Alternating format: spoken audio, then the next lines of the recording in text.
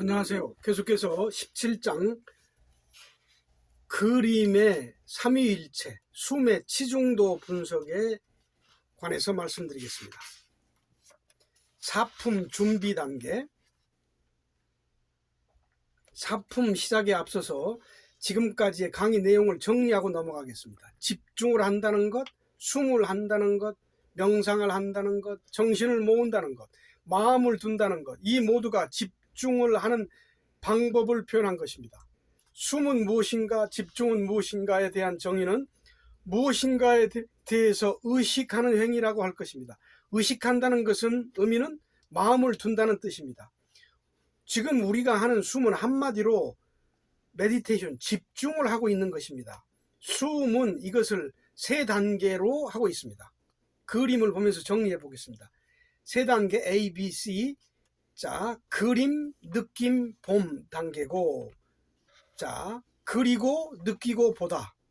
이것을 다른 말로 그림, 또 B번도 그림, C번도 그림인데, 자, A는 배움의 시기, A 첫 번째, B번은 자가견의 형성, 습작하는 단계, C는 자가견의 완성, 관조의 단계라고 볼 수 있습니다.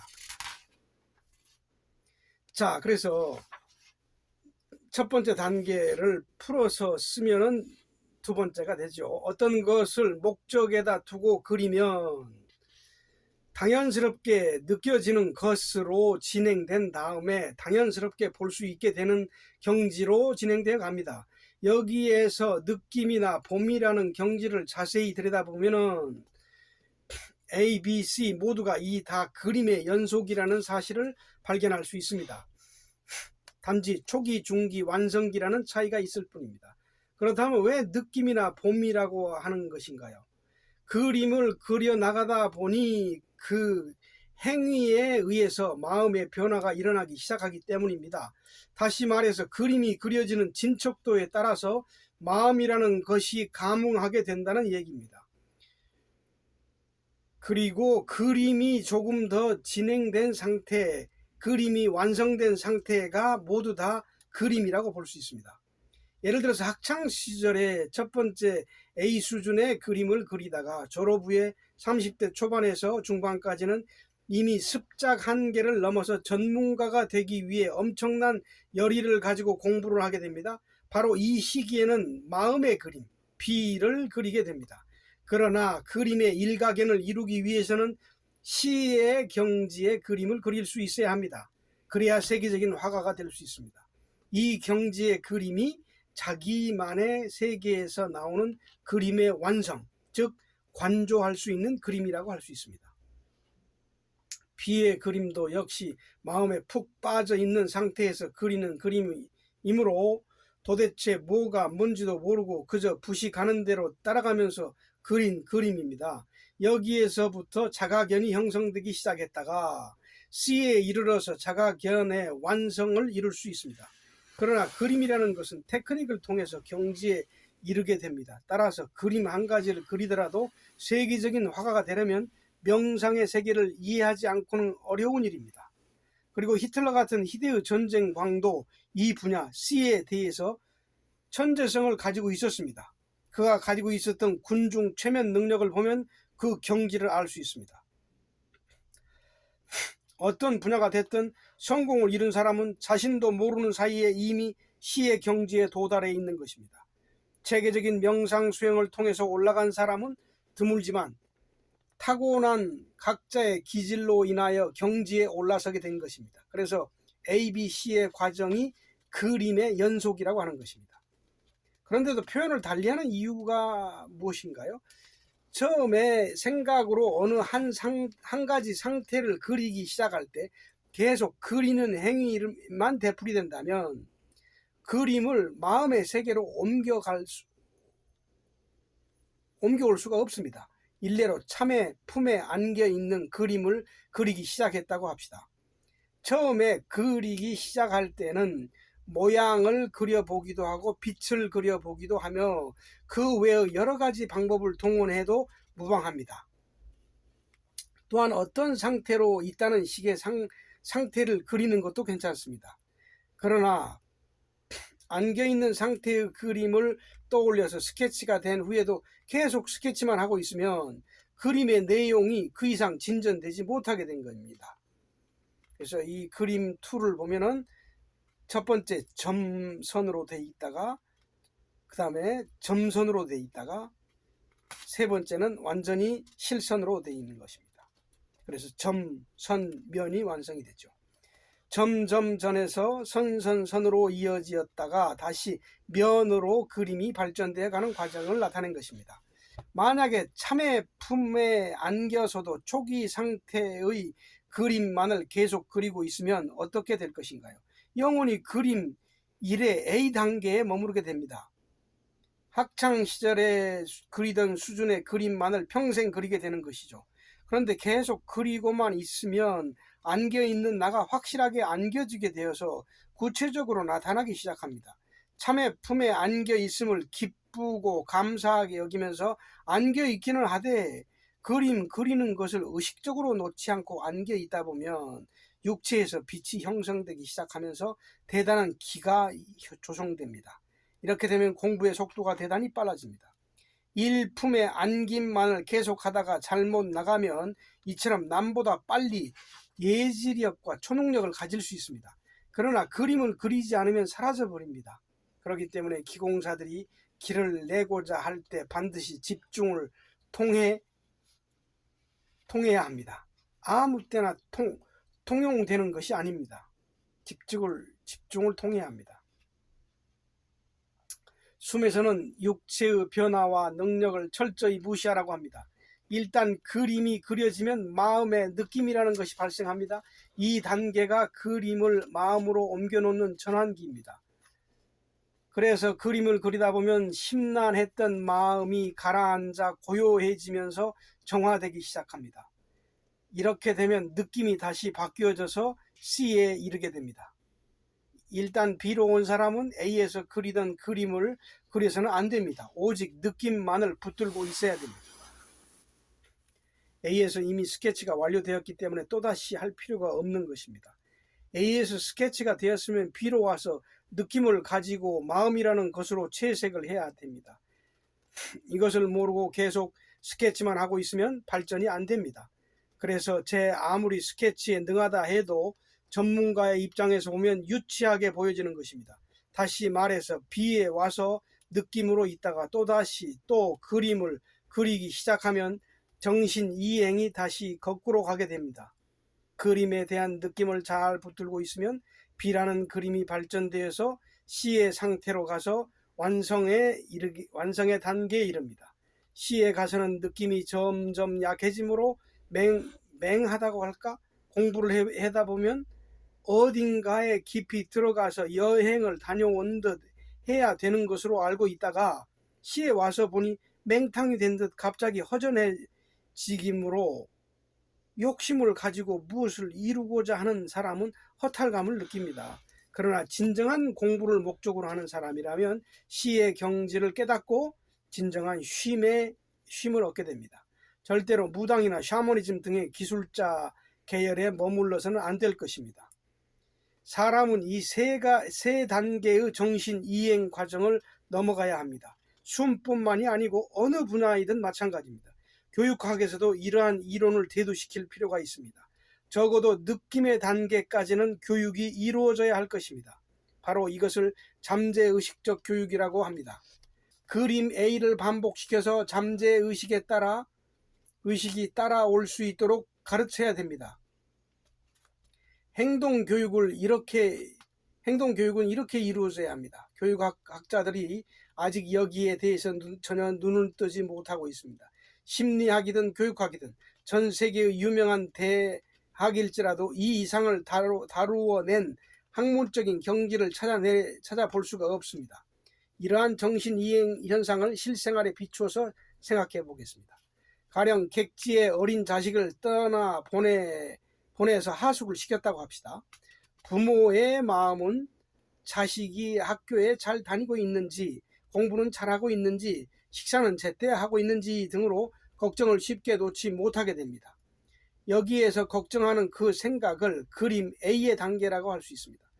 자식에게 마음을 두고 신경을 쓰고 정신을 쓰고 하다 보니까 결국 A, B, C의 정신 이행 과정을 거치게 됩니다.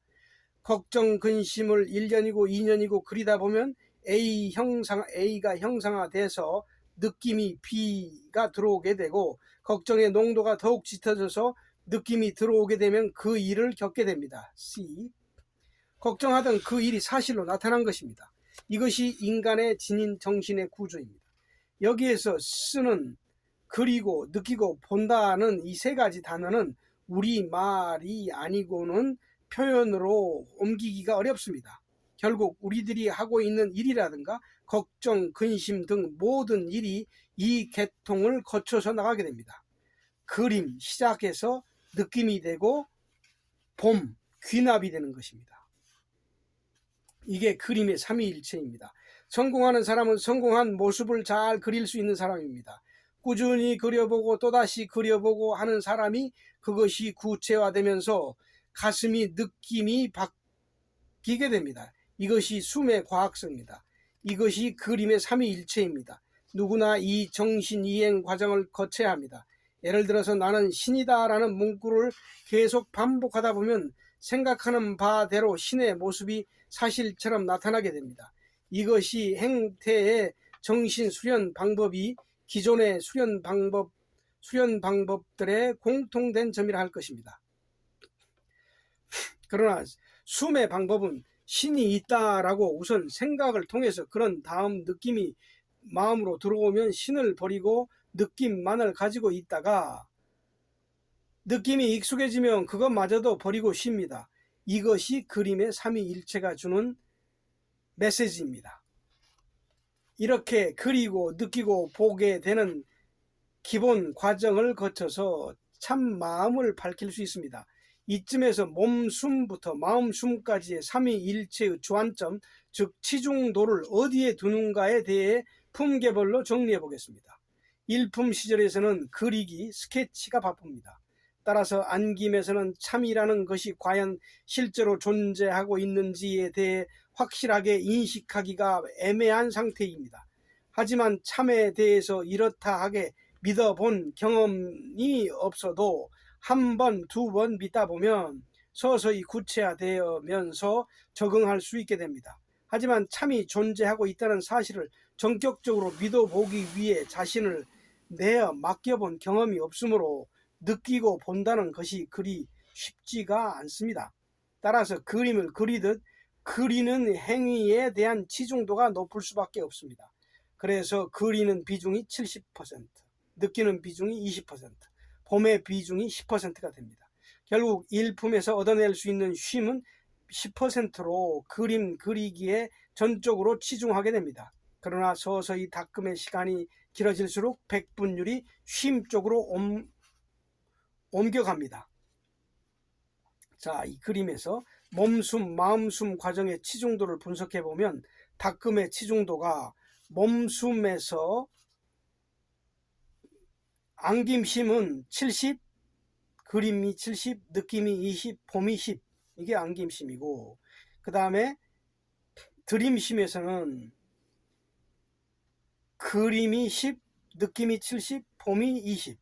기쁨심에서는 그림이 10, 느낌이 20, 봄이 70. 이렇게 됩니다. 마음숨에서는 자, 그림 70, 느낌 20, 봄 10. 이게 참됨 쉼이고, 마음숨에서 두 번째 그림 10, 느낌 70, 봄 20, 새남쉼이고, 마음숨의 얼숨, 자, 그림이 10, 느낌이 20, 봄이 70. 이게 끊임심입니다. 자, 2품 시절에서는 1품에서부터 부단히 그려본 경험이 축적되어 있기 때문에 조금만 그려도 이내 느낌으로 넘어갑니다. 따라서 느낌의 비중이 급격히 증가 70%가 됩니다. 쉼, 드림이 차지하는 점유율도 자연히 많아져서 20%의 비중을 얻을 수 있습니다. 이렇게 해서 3품에 이르면 조금만 그려도 곧바로 느낌으로 넘어갈 수 있습니다. 그리고 이 느낌의 단계도 이 품에서 충분히 익숙해져 있기 때문에 잠시 머물다가 20%에서 곧바로 쉼, 기쁨으로 이행되어 갑니다. 70%. 전체적인 정신의 이행의 치중도를 볼 때 그림에서 70% 안김, 느낌에서 70% 드림, 봄에서 70% 기쁨, 이러한 비율로 분배됩니다.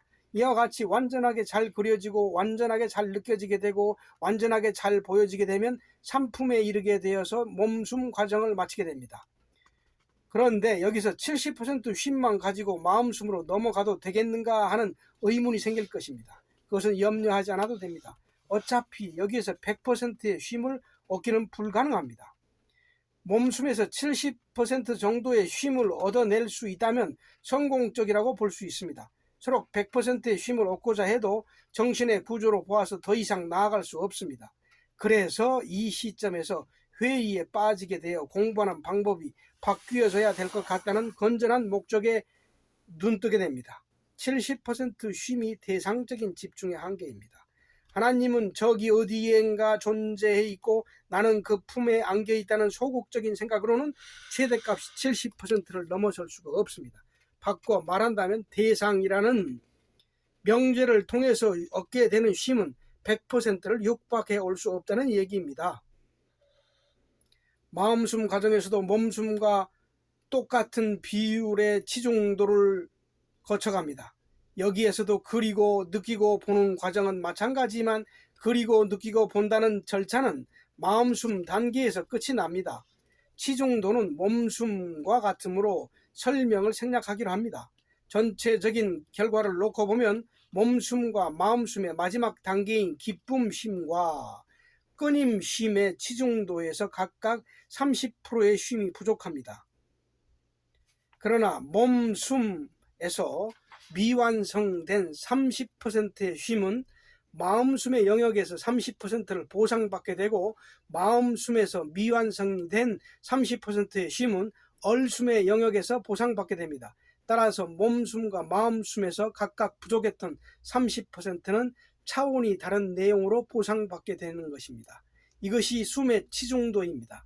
이렇게 해서 정신의 이행현상, 그리고 느끼고 본다, 그림의 삼위일체, 치중도까지 전체적인 윤곽이 모두 밝혀졌습니다.